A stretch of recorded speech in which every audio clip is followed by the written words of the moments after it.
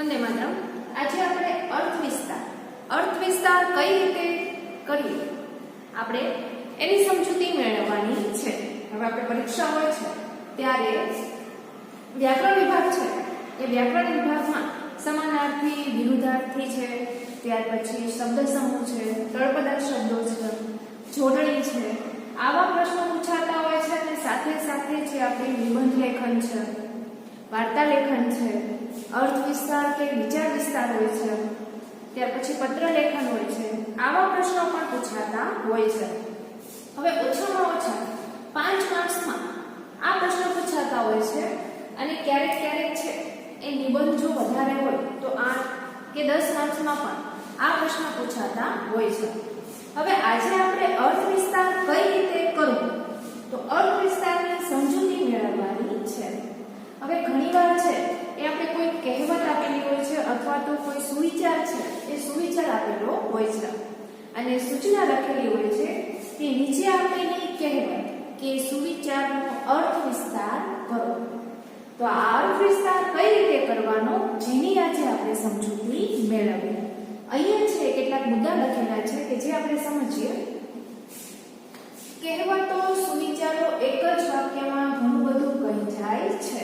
હવે કોઈ પણ એક કહેવત હોય કે સુવિચારો એ એક જ વાક્યમાં આપણને ઘણું બધું કહી જાય છે અને એમાંથી આપણને ઘણું બધું શીખવા સમજવા મળે છે। તેને વિસ્તારપૂર્વક સમજવાની લેખન પદ્ધતિને હવે એ જે કહેવત છે કે સુવિચાર છે તેને વિસ્તારપૂર્વક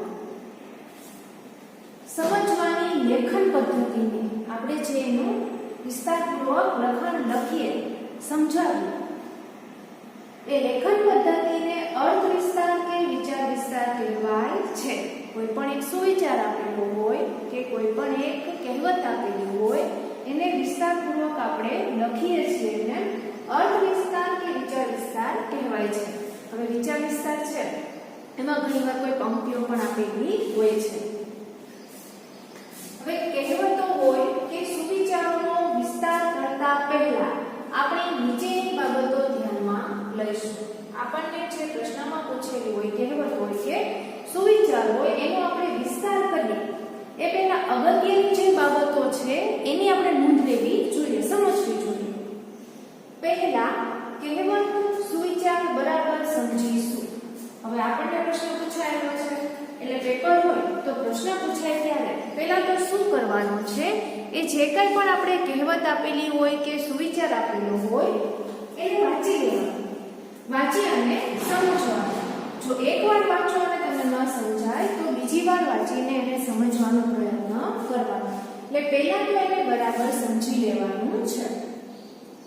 વિચાર કરીને મુદ્દા નક્કી કરીશું। હવે આપણને જે આપેલો છે પ્રશ્ન એ બરોબર સમજાઈ જાય પછી એના ઉપર વિચાર કરીને એના મુદ્દા છે એ બનાવવાના છે।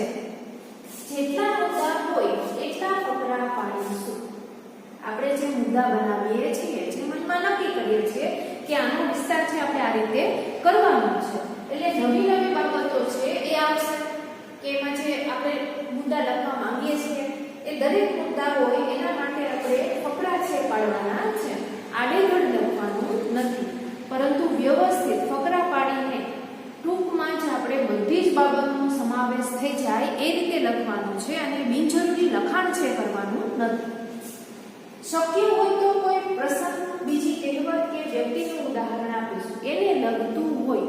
જો આપણે એવું કંઈ યાદ આવતું હોય એ સમયે તમને યાદ આવી જાય અને એને લગતું હોય અને જો શક્ય હોય તો કોઈ એવો પ્રસંગ હોય કે બીજી કોઈ કહેવત હોય કે કોઈ વ્યક્તિનું ઉદાહરણ હોય એ પણ આપણે એમાં ઇન્વર્ટેડ કોમા કરીને આપી શકીએ છીએ કે જેથી એ વધુ સારું લાગે છે અને આપણને પૂરેપૂરા માર્ક્સ મળે છે।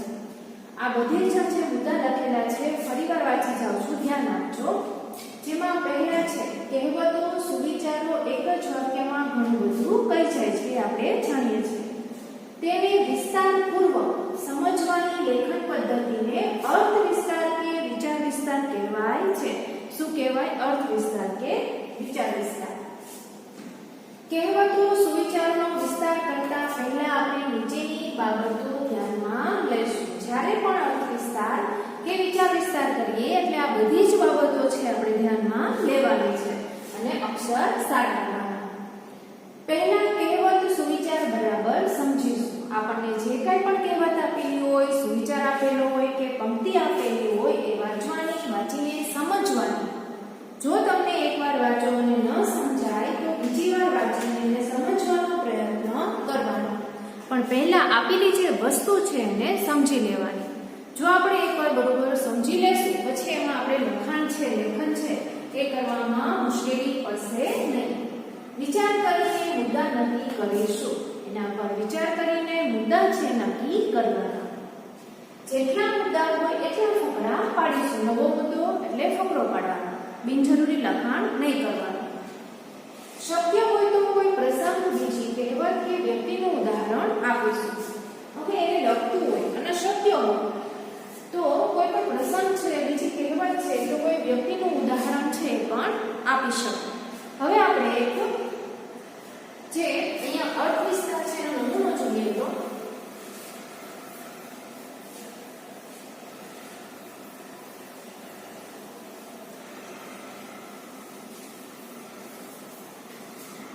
હવે આપણે જોયું એ રીતે કે પ્રશ્નો કઈ રીતે હોય છે કે નીચે આપેલી કહેવત કે સુવિચારનો અર્થ વિસ્તાર કરો. જો વિચાર વિસ્તાર હોય તો એમાં પંક્તિ પણ જોવા મળે છે. અહીંયા છે એ આપણે જોઈએ તો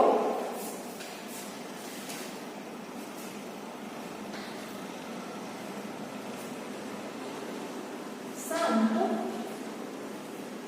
ત્યાં જમ.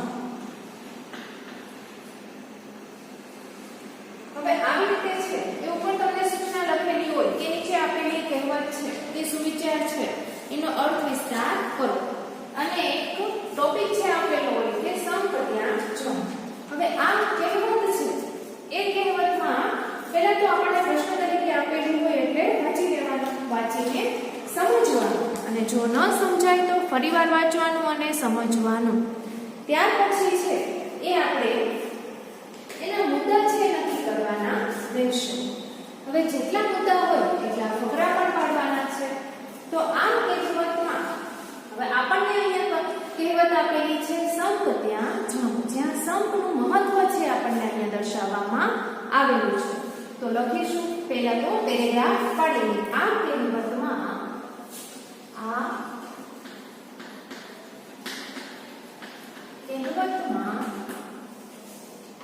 સંપનું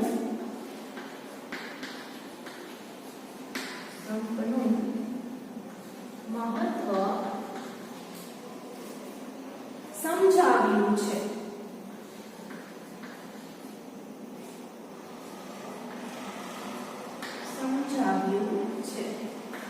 હવે આ કહેવતમાં શેનું મહત્વ સમજાવ્યું છે આપણે લખ્યું. જ્યાં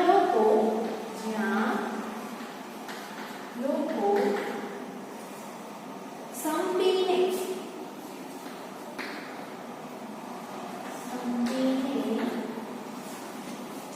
રહે છે ત્યાં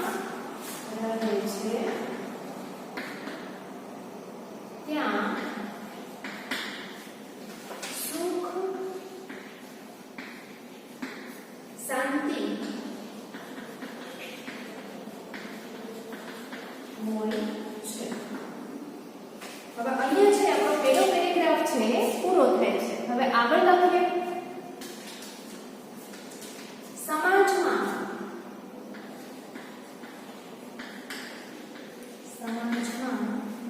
સંપ અને કુસંપ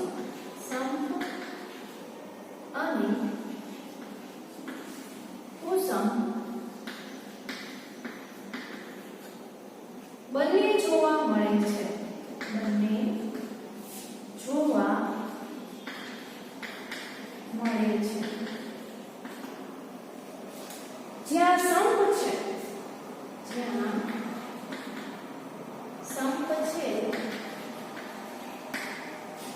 ત્યાં સંપ છે ત્યાં શાંતિ,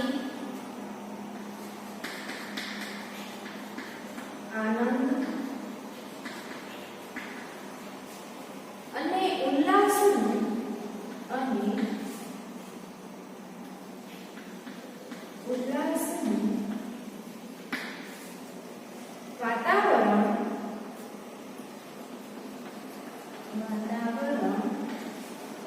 હોય છે. સંપથી રહેતા લોકો, સંપથી રહેતા લોકો સારી પ્રગતિ કરી શકે છે. પ્રગતિ કરી શકે છે. ત્યાં સમયનો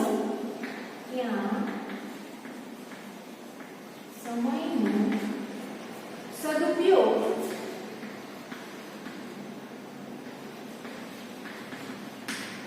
થાય છે. અહીંયા છે આપણો પેરેગ્રાફ પૂરો થાય છે. હવે ફરીવાર આપણે પેરેગ્રાફ પઢીશું. કુસંપથી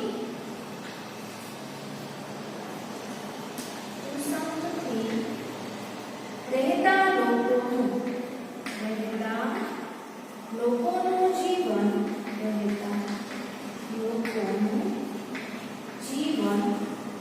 ભય અને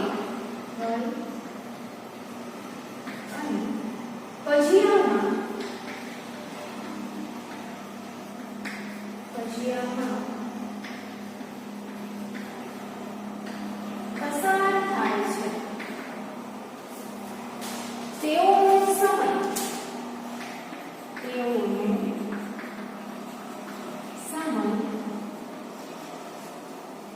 કજિયા કંકાસમાં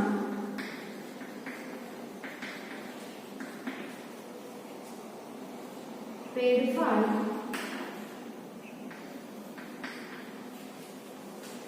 જાય છે.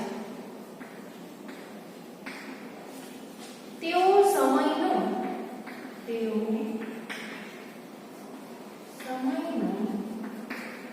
સદુપયોગ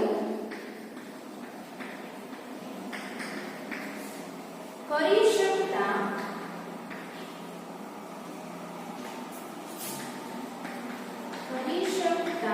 નથી. તેઓની પ્રગતિ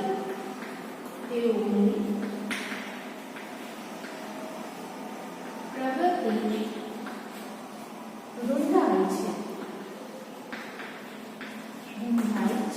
હજી એક પેરેગ્રાફ છે, પણ પહેલા આપણે અહીંયા જે કંઈ પણ લખેલું છે એ ફરી એકવાર વાંચી લઈએ, સમજી લઈએ.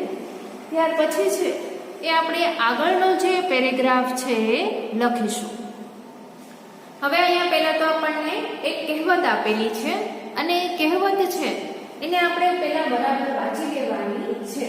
વાંચી લીધા પછી એને સમજવાની કોશિશ કરવાની. જો ન સમજાય તો બીજી વાર વાંચવાનું અને સમજવાનું.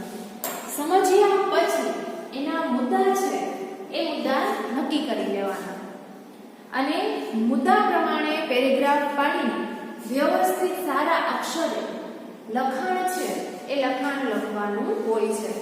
અને જોડણીની ભૂલ છે આપણે કરીશું નહીં. લખાણ છે અક્ષર સારા હોવા જોઈએ, વ્યવસ્થિત લખવાનું કે જેથી આપણને એના પૂરેપૂરા માર્ક્સ મળે. બિનજરૂરી લખાણ છે એ આપણે કરીશું નહીં. અહીંયા આપણને આપેલું છે સંપ ત્યાં જંપ. તો કહેવત પરથી જ આપણે જે સંપનું મહત્વ છે એ જોવા મળે છે કે જો આપણે સંપીને રહીએ તો સુખ અને શાંતિ છે એ જળવાય છે. અને સંપમાં રહેવાથી કામ છે પણ ઝડપથી થતા હોય છે, લોકોનો સમય પણ બચે છે અને ઘરમાં અને કોઈ વ્યક્તિના જીવનમાં શાંતિ રહે છે અને સુખ આવે છે. તો આ કહેવતમાં સંપનું મહત્વ સમજાવ્યું છે. આ કહેવત છે તેમાં શેનું મહત્વ સમજાવેલું છે? તો સંપનું મહત્વ છે સમજાવેલું છે. જ્યાં લોકો સંપીને રહે છે ત્યાં સુખ શાંતિ હોય છે. લોકો છે એ સંપીને રહેતા હોય તો ત્યાં સુખ અને શાંતિ જોવા મળે છે. અહીંયા છે એ આપણે એક પેરેગ્રાફ છે પૂરો થઈ ગયો છે. ત્યાર પછી બીજો પેરેગ્રાફ પડીને લખવાનું છે. સમાજમાં સંપ અને કુસંપ બંને જોવા મળે છે. આપણે જે સમાજમાં રહીએ છીએ એ સમાજમાં સંપ છે એ અને કુસંપ બંને છે જોવા મળે છે.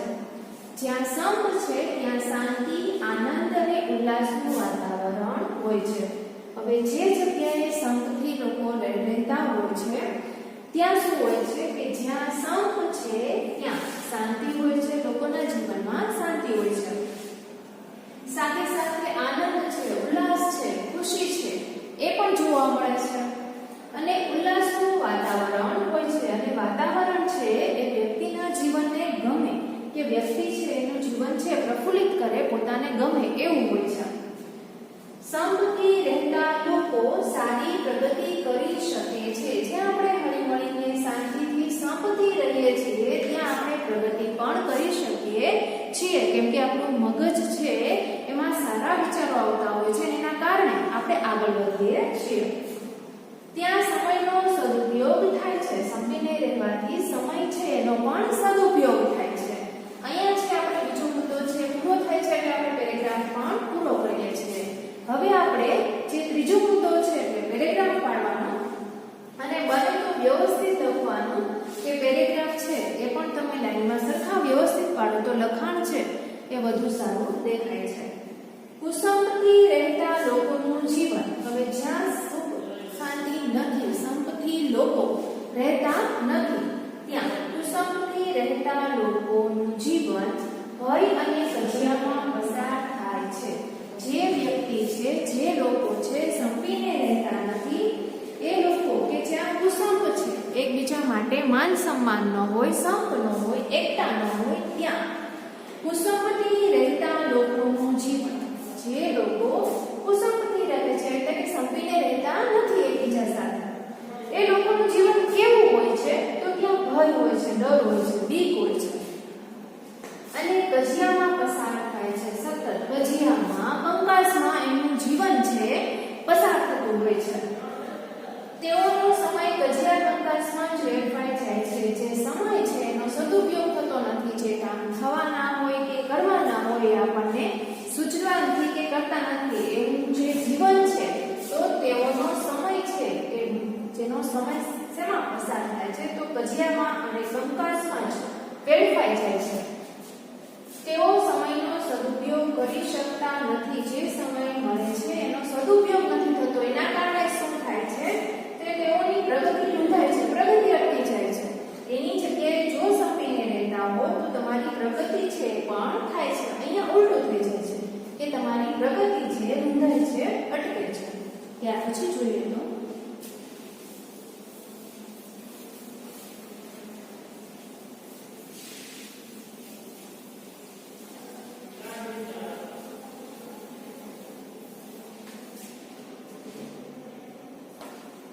હવે ત્યાર પછી છે કુટુંબમાં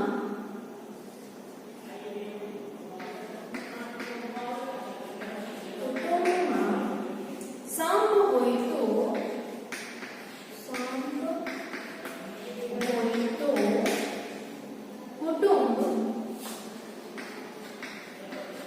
કુટુંબ આબાદ બને. ગામમાં સંપ હોય તો ગામમાં સંપ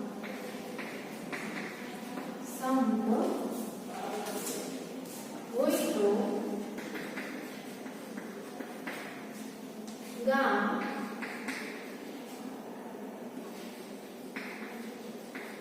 આબાદ બને. દેશમાં સંપ હોય તો દેશમાં સંપ હોય તો દેશ આબાદ બને. હવે આપણે છેલ્લો પેરેગ્રાફ છે એ અહીંયા પૂરો થાય છે. આપણો જે અર્થ વિસ્તાર છે એ અહીંયા પૂરો થાય છે. છેલ્લા પેરેગ્રાફમાં આપણે લખેલું છે કે કુટુંબમાં સંપ હોય તો કુટુંબ આબાદ બને. ગામમાં સંપ હોય તો ગામ આબાદ બને. દેશમાં સંપ હોય તો દેશ આબાદ બને.